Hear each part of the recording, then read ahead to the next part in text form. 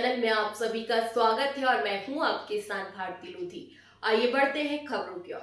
National movement for all pension scheme Madhya Pradesh द्वारा आज एक पत्रकार वार्ता का आयोजन किया गया। वार्ता के दौरान संगठन ने पुरानी पेंशन योजना की बहाली, नियुक्तियों के नाम से वरिष्ठता निर्धारण और एनपीएस में परिवार पेंशन जैसे महत्वपूर्ण मुद्दों को लेकर सरकार ने ठोस निर्णय लेने का आह्वान किया। संगठन के पदाधिकारियों ने कहा कि वर्तमान पेंशन व्यवस्था से कर्मचारियों में असुरक्षा की भावना बढ़ रही है और पुरानी पेंशन योजना ही कर्मचारियों को सामाजिक और आर्थिक सुरक्षा प्रदान कर सकती है। उन्होंने सरकार से कर्मचारियों के हित में शीघ्र निर्णय लेने की मांग की। पत्रकार वार्ता में संगठन ने प्रदेश के समस्त कर्मचारी संगठनों और सामाजिक संगठनों से भी अपील की कि वे इन मांगों को लेकर सरकार तक पहुंचने में सहयोग करें और पुरानी पेंशन बहाली आंदोलन में कंधे से कंधा मिलाकर साथ दें। संगठन ने स्पष्ट किया कि जब तक कर्मचारियों की जायज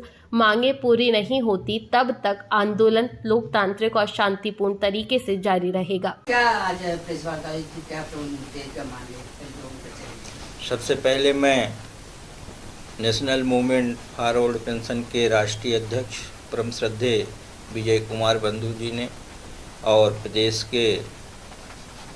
के प्रांतीय अध्यक्ष परमामेंट हेरिया जी और सेवानिवृत्त एनपीएस कर्मचारी के मेरे बीच में अखिलेश तिवारी जी और भोपाल जिले के मीडिया प्रदेश के मीडिया प्रभारी हिरण्य नवरज्य जी और मेरे सबसे प्रिय गुरु श्याम सुंदर शर्मा जी, अनिल वाजपेयी जी, अजय नीलू श्रीवास्तव जी, गणेश जोशी जी।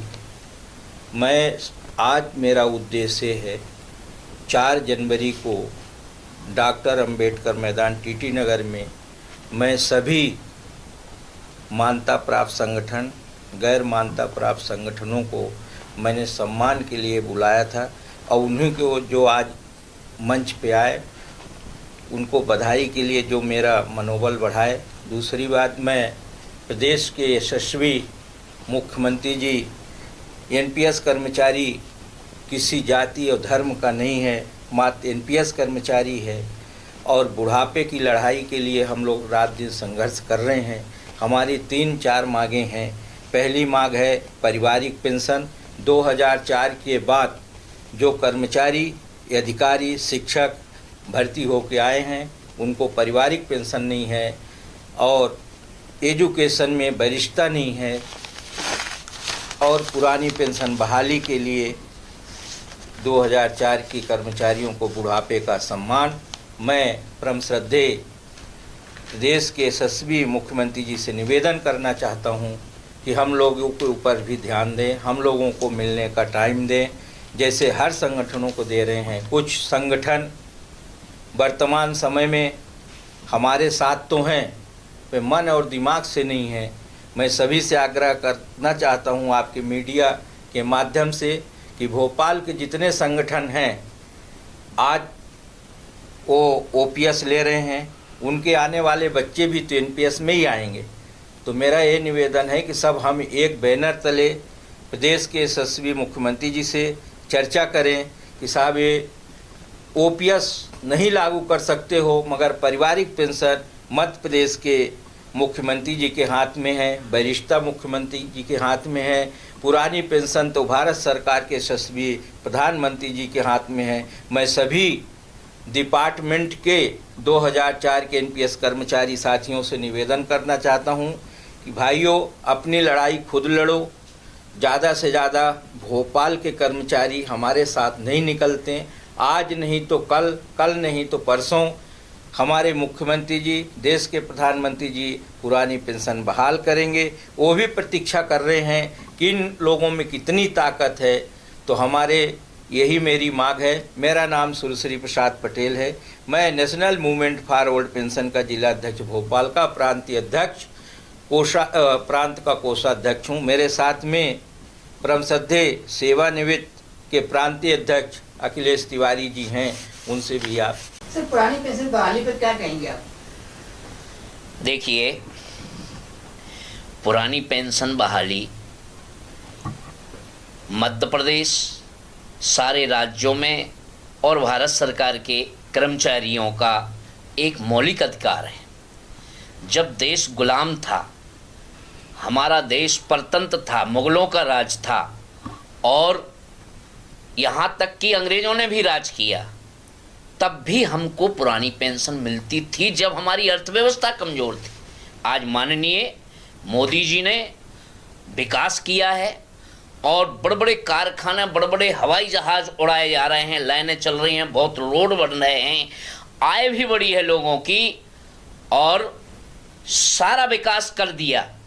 पर अपने कर्मचारी, छोटे कर्मचारियों की पुरानी पेंशन पर क्यों सरकार गंभीर नहीं है? सवाल इस बात का है आपके माध्यम से। जो उनके अंग हैं, जो उनकी मशीनरी है, वो कोई भी कानून नियम बनाएंगे, फॉलो तो उनके छोटे कर्मचारी को करना है। इसलिए माननीय मोदी जी हमारी बात को गंभीरता से लें और मध्य प्रदेश की सरकार को ये सोचना चाहिए। हमारे मुख्यमंत्री जी बहुत ही संवेदनशील मुख्यमंत्री हैं, यहाँ तक कि वो जो ठान लेंगे वो करके रहेंगे।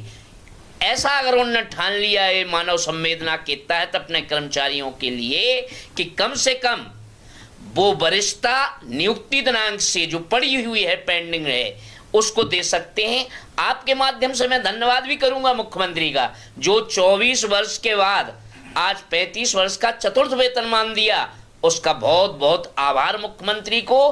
पर पीड़ा हम लोगों की जो मेन है अध्यापक संवर्ग की, आज मैं रिटायर्ड हो गया हूँ, मेरे खाते में 1 रुपया नहीं है, मैं कैसे अपना चाय का खर्चा चलाऊं? मैं ब्लड प्रेशर शुगर से पीड़ित होने के बाद भी मैं अपनी दवाई को कैसे लूं? ये मानव संवेदनाएं की चर्चाएं हैं, इन पर विचार करना चाहिए। हम एनपीएस रिटायर्ड कर्मचारी हो गए हैं, हमने एनपीएस रिटायर्ड कर्मचारी का एक प्रकोष्ठ गठित किया है।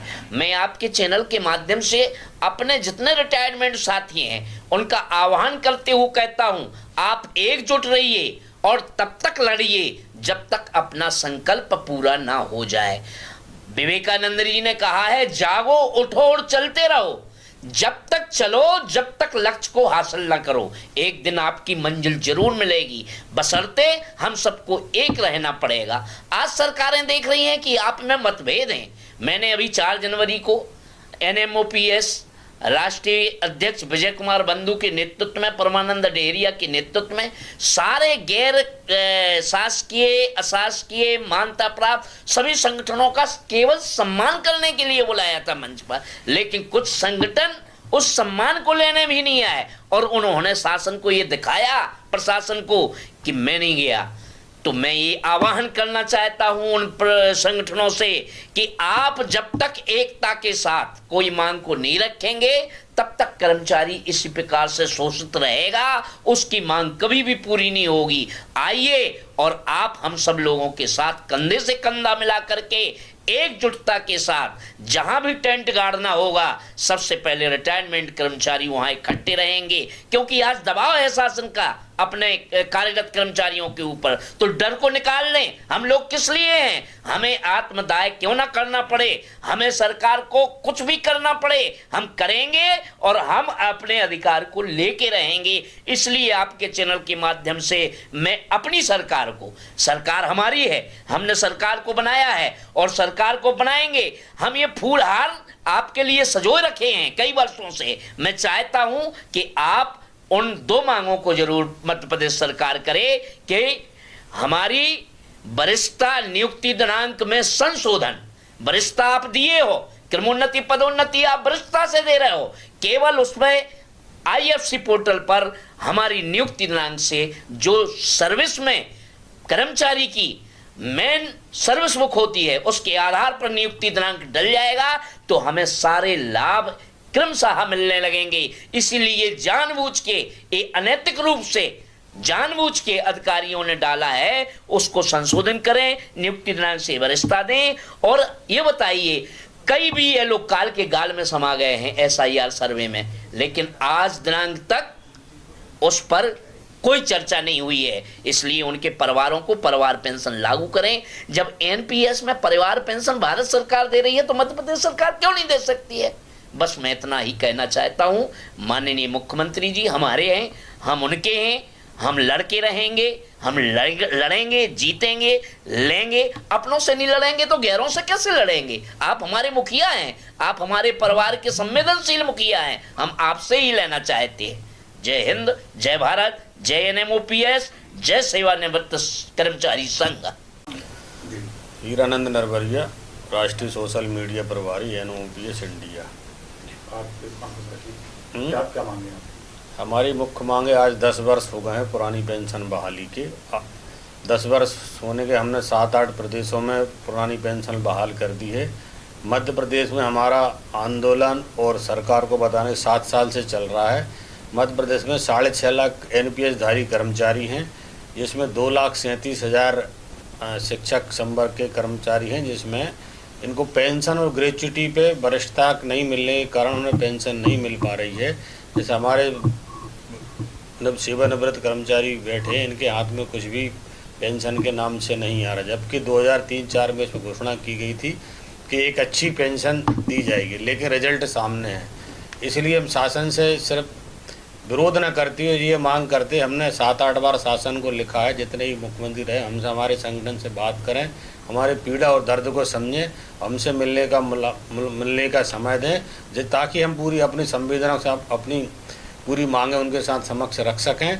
और हम चाहते हैं चर्चा के आधार पे हमारे सारी मांगों का समाधान हो। इसी आशा विश्वास के आगामी समय में हमें मिलने का मौका दें और हमारी मांगों को, पुरानी पेंशन, ग्रेच्युटी सहित हमारी मांग को पूर्ण करें। फिलहाल के लिए इस खास खबर में इतना ही। देश विदेश की तमाम बड़ी खबरों को जानने के लिए देखते रहें हेडलाइन 24 न्यूज। नमस्कार।